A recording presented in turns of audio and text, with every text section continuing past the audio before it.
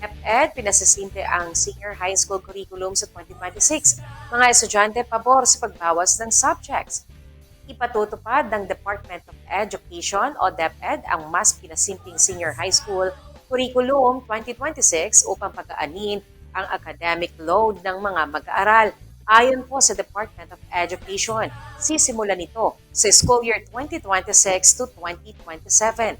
Layunin ng reforma na ihanda ang mga estudyante sa kolehiyo, trabaho at iba pang oportunidad. Sa ilalim ng bagong sistema, mula po sa 15 hanggang 17 core subjects ay magiging 5 na lamang po ito. Kabilang dito ang effective communication, general mathematics, general science, life and career skills at kasaysayan at lipunang Pilipino. Dahil po dito, inaasahang mas makakapag-focus na ang mga estudyante sa mahalagang kasanayan. Bukod dito, 2 na lamang ang pangunahing track sa senior high school.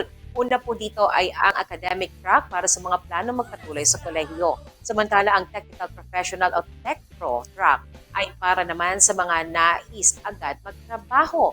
Kasabay nito, palalawikin din ang work immersion o on-the-job training ng mga estudyante. Dahil dito, mas magkakaroon sila ng praktikal na karanasan bago magtapos ng senior high school. Samantala, positibo naman ang reaksyon ng ilang kasalukuyang senior high school students sa reforma. Ayon kay James Yango, grade 11 student, mahirap ang ilang asignatura sa kasalukuyang curriculum.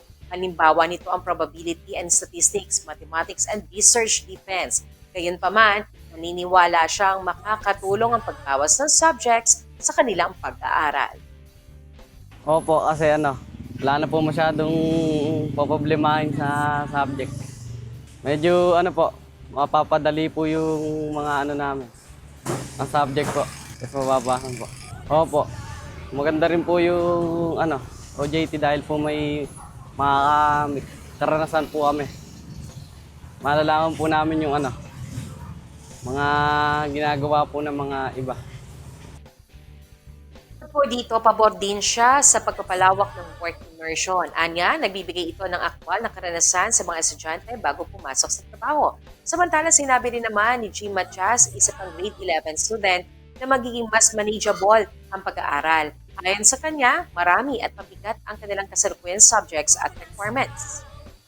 Opo, kasi onti na lang po yung subject eh. Ngayon po, madami po kami subject eh. Dami pong ginagawa. Opo, kasi onti na lang po yung subject eh. Ngayon po, madami. Dagdag pa niya, mahalaga rin ang pagpapahaba ng work immersion. Makakatulong ito lalo na sa mga estudyanteng maaaring hindi na magpatuloy sa kolehiyo.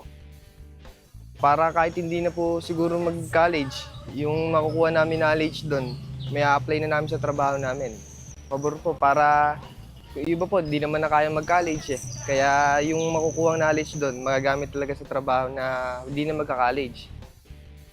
Samantala, mga papasok na grade 11 sa June 2026 ang unang sasailalim sa bagong curriculum. Gayunpaman, ang mga magiging grade 12 sa school year 2026 to 2027 ay mananatili sa kasalukuyang sistema. Sa ganitong paraan, hindi maaantala ang kanilang pagtatapos. Sa huli, umaasa ang Department of Education na mas magiging handa ang mga kabataang Pilipino sa kolehiyo o trabaho.